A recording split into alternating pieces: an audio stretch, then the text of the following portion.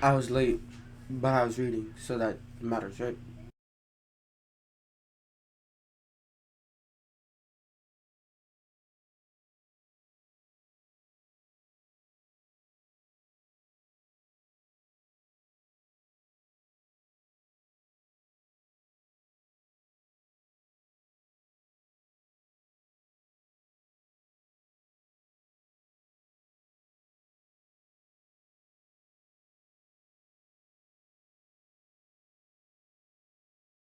So guys, welcome back to my channel, and today I'll be reviewing I'll be reviewing my favorite reads of 2023. I'm a little late to this, but I was kind of making the list and I was like figuring out what books. So it took me a while, and I was reading other stuff, and it's kind of like the actual full official year that I'll be starting this channel and I'll be making videos. So thank you for you know 11 subscribers. That may not be a lot, but that's still great. So, and I hope to have more people and just have a great time reading this year also. The year was pretty solid actually, but the thing is, I kind of forgot like most books because I don't keep like an account. I just read and I love these books, but it's still a great reading year as a whole. I took a break from fantasy because I was just too much fantasy, and now I'm getting back into it. But yeah, there are still a great number of books that I wanted to talk about. And first up is Project Hail Mary. I got it from the library, and I read The Martian this year also. And oh, by the way, none of this is in ranked. I would say there are one thing that I would say my favorite, but I'm not gonna rank any of these. I just want to talk about my favorite reads. But Project Hail Mary was something that blew me away in regards to what it did, because I read The Martian for the first time, and I learned about The Martian as this novel, like there was a movie, but I hadn't seen the movie, so finally read it, and I fell in love with it because it was just perfect in the mixture of being a science fiction novel, but at the same time having real science and explaining it to a common person like me who doesn't understand hard physics concepts or how all these things works. And the Project Hail Mary in particular expands on these things, because when you hear the story, which is basically this guy named Ryland Grace wakes up on a spaceship, some in space obviously, but with two dead crewmates. He doesn't know who he is, what his name is, and he has to slowly figure out why he's there and what he's doing there. It's so brilliant with its concept that you would think, oh, that's just Martian. Just now, he's just stuck on a spaceship, floating out in space. But once you start reading it, it's not just that it's spellbinding and you just can't stop reading. It has twists and turns that I can't talk about because I'll ruin it.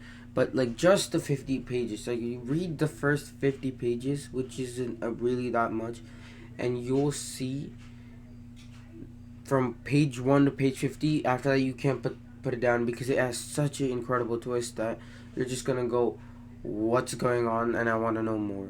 And that's what makes this so good, where it's so good at presenting and expanding on this world, and it has great characters. Ryland is also great. He's kind of like a little bit like Mark, where he's extremely smart but also very funny, but he's brilliant in the way that uh, Andy Weir does, is that he makes the science understandable to every common man, that you can pick this up and you may not know anything about physics or how science or everything works, and you'll understand everything in the most perfect way. And it's just an incredible story, and I can't say more because I don't want to spoil anything, but it's just great.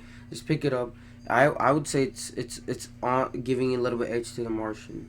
Now let's just talk about The Martian, because like I said, while well, Project Hail Mary, The Martian, you can say the same things, but the thing that makes this one even incredible is that it's his first novel, I believe, and it hits out of the park. It's so engaging, so incredible, and I think it's just perfect the way it becomes this one man mission, like Apollo 12, which was a true story, but it kind of does that thing, and it's just incredible.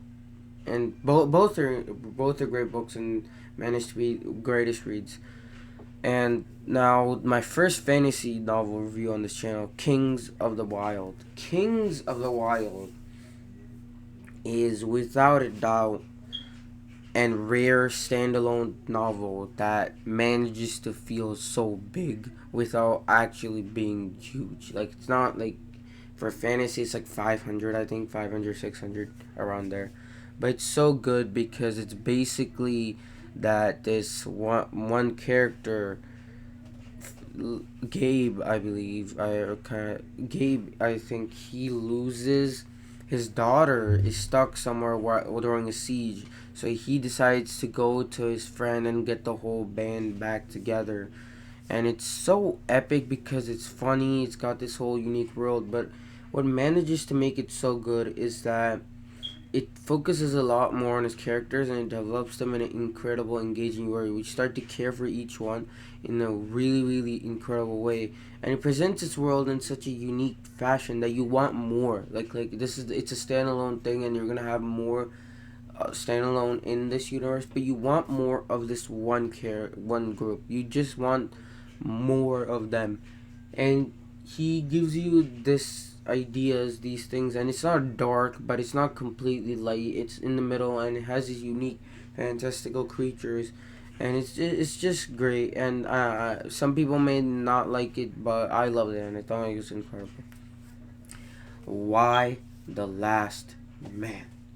Why the Last Man is one of the most unique reads I read. I read it in August, and I was completely blown away by it. I had heard about it, and the concept is incredible. That the why Yorick Brown is the last guy left on Earth because some virus kills everybody with a Y chromosome. So like in all species, all the male are dead, and so he's a last man, and he's trying to find out why.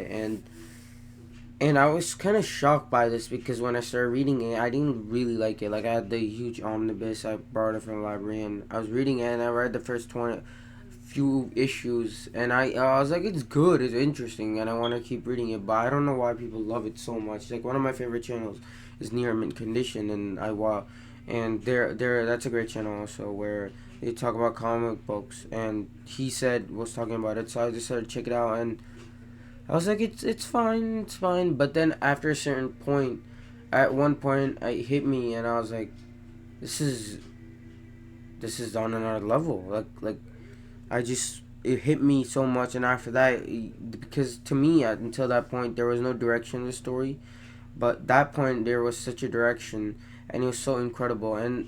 The point of Why the Last Man to me was that no matter what happens, life is worth living, and it just does a beautiful job with its characters, with its story, and it makes sense. Like the reason why he is the last man on Earth isn't some bullshit like that Lost TV show, which kind of made weird things happen to explain everything because they couldn't explain everything. This does not go that route. Like the reasoning makes sense, but it's not the reasoning that's important. That's just the hook, but the characters, the other people, like his girlfriend Beth, who's in Australia, he loves her, and he wants to go there, but he can't. But he can, right? And so his mom is a congresswoman, and so we see her trying to make sure her son is protected, and it's just incredible in every sense of the way, and I just love it. I think, and it's just incredible.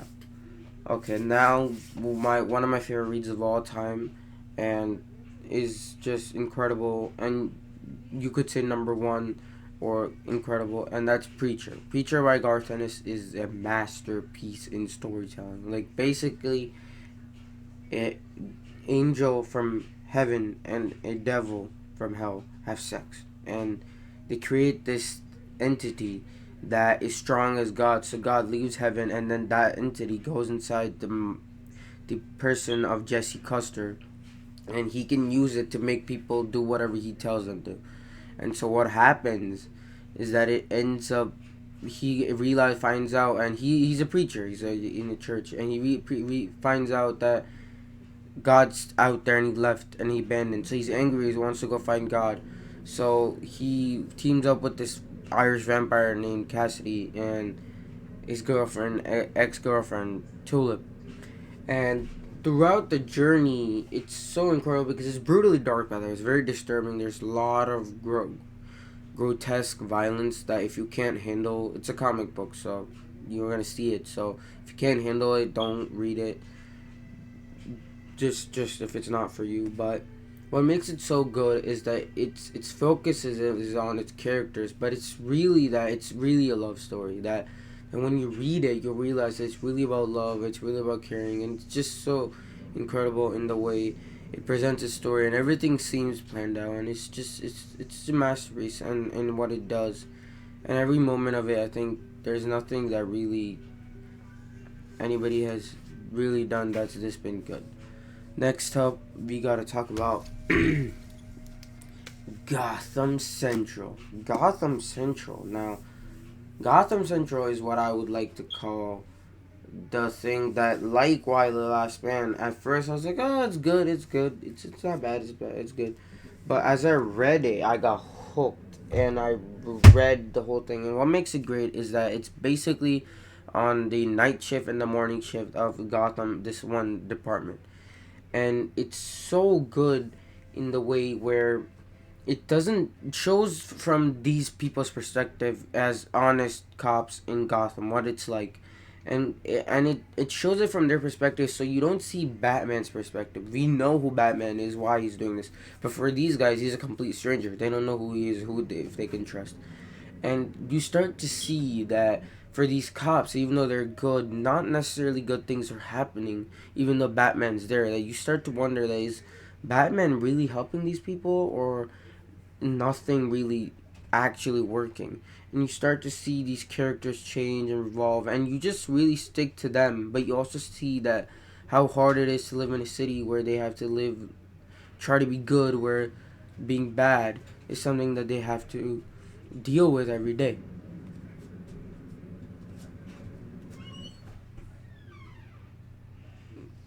Now, and it leaves you with that question, that is everything going to work? Is it not going to work?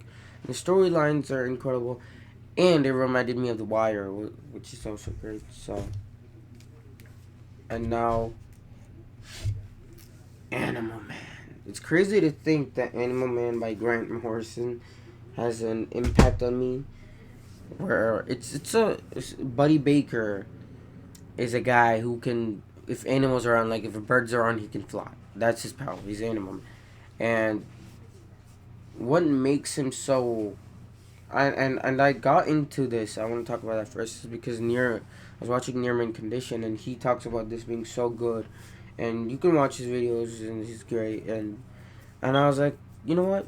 Let me check this out. So I got it, and I was blown away by it, honestly, because every of its storytelling gets darker, but it has this message about animals. It talks about what to do, and what it does is that it uses Buddy Baker to talk about these important issues, but also make us care about him, and it has, and it feels so weird that you would take a concept like this and you can make something out of it. Like, you can go and just take a stupid character and just make an incredible story about it. But that's Grant Morrison. Grant Morrison will do anything. He's incredibly talented, and uh, it's just it's just so incredible. Like, I'll give you an example. That one issue, and in Nearman Condition, he talked about this, so I'll use that one. And that is that there's this other world from where there's this coyote, and he gets kicked out, and he's in our world, and in that world it's drawn and everything, and so he's here, and then he is killed by a hunter, and Buddy Baker finds him, and what happens is that you see at the end that someone's drawing Buddy himself, that someone's drawing his story, someone's painting, and it's incredible because Grant Morrison is trying to say that, hey, all these things, they're drawn purposely for this, and you just get away with this strong message, and you go, what? And it just makes you go, mind go, what's going on? And he delves into these deeper issues, and he talks about imagination, talks about fate, he talks about all these things that are important, and it's just incredible in that way and in that regard. And next up, The Long Walk. This is like one of the best King novels. He's my favorite author. I haven't read everything by him, But I got these two books, and I was like, I read different seasons and this, and I reviewed both on my channel. And you can go check that video out in detail, in depth, what I talk about each one. And I was thinking that I was gonna follow this rule of one book per author if I read multiple, because it's not fair if I put like both books by King on here. So I was like, let me choose which one's better, and in a way, different seasons is better in a lot more aspects. But when you think about completion, to me, this one was a bit better because one story in different seasons was okay to me. So I decided to go with Long Walk. And doesn't mean different seasons bad. It's incredible and it's great. It's got Shawshank Redemption and Stand By Me, but the body as it is. But so and at Pupil, but still. And now I'm thinking that maybe I should have added it to the list, but nah, I'm thinking too much about it. But anyways, Long Walk is kind of in a different world, a post-apocalyptic kind of thing, where this Ray Garrity is going to walk, and you have to walk at the 4 miles pace with 99 other boys, like 100 boys, and they all walk, and the last one who keeps walking because you can't stop wins. And they have these people that if you stop, they'll shoot you. And there are people who stand and they watch and they cheer, and you never realize why this is done, or they never tell you. King never tells you, but what makes this so good is that it's not too big, which is King's style, but it's perfect in that it feels like a nail biting thriller where you kind of start to see these kids' psychological impact. Like it's a psychological thriller that how their brains start to change, and you know how Ray and all these other people affected, and its characters are incredible because he makes Ray make friends during this time, and you care for them and what happens to them, what happens to Ray, and you start to see like you're attached to these characters, and it's not even that long of a book, and that's also another great aspect of his writing, where he can write teenage kids, like the way they talk, the disturbing things they may say, complexities in them, where he understands these people that they're not just like, oh, let's have party alcohol, let's just do this, like, oh, teenagers are obnoxious or something like that.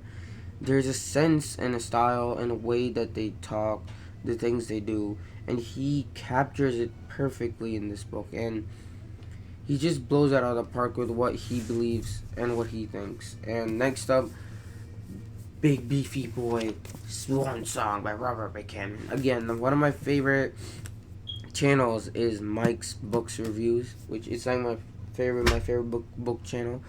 And I think that's the greatest one, that's the most one that I watch. So he read Boy's Life and he read Swan Song, and apparently people think that Swan Song is very similar, or The Stand is very similar to Swan Song, and The Stand is my favorite novel of all time. I've read it and I fell in love with it. It's my favorite novel of King and my favorite novel of time.